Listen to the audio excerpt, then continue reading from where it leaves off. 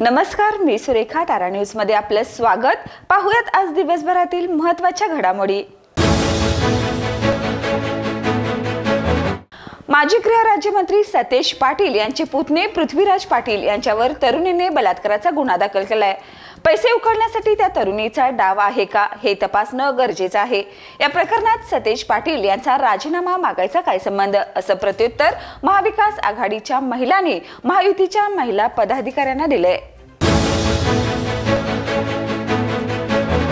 कोल्हाटी डोंबारी समाजाचे युवा नेतृत्व श्याम लाखे यांनी आज रिपब्लिकन पार्टी ऑफ इंडिया पक्षात प्रवेश केलाय.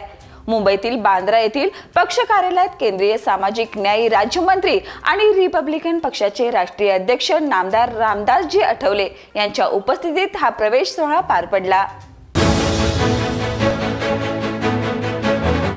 अतिवृष्टीनंतर कोल्हापूर जिल्ह्यात उद्भवणाऱ्या पूर परिस्थिती संदर्भात संबंधित विभागाच्या अधिकाऱ्यांची बैठक घेण्याची विनंती आमदार अमल माडकाने जलसंपदा मंत्री राधाकृष्ण विखे पाटील यांच्याकडे केली होती.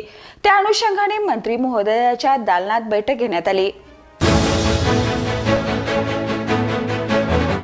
राज्याचा अर्थसंकल्प सादर केल्यानंतर झालेल्या पत्रकार परिषदेत उपमुख्यमंत्री अजित पवार, उपमुख्यमंत्री एकनाथ शिंदे आणि मुख्यमंत्री देवेंद्र फडणवीस यांनी एकत्रितपणे माध्यमांसमोर भूमिका मांडल्या.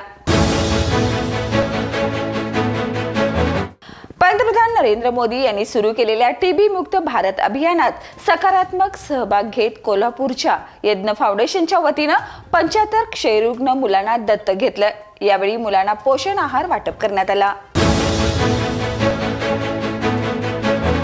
मासे उद्योग आणि बंदरे विकास मंत्री नितेश राणे यांनी मल्हार सर्टिफिकेशन अनिवार्य करण्याचा निर्णय घेतलाय.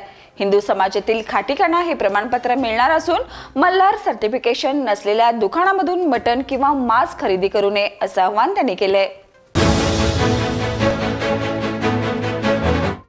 एका चुकीमुळे तरुणाच्या आयुष्यात घडणाऱ्या नाट्यमय परिणामाची थरारक कहाणी RD या चित्रपटातून 21 मार्च पासून मोठ्या पडद्यावर येणार आहे. प्रेक्षकांनी चित्रपटाचा मनमुराद आनंद घ्यावा असं आवाहन दिग्दर्शक गणेश शिंदे यांनी केले. आज कोल्हापुरात ते माध्यमांशी बोलत होते.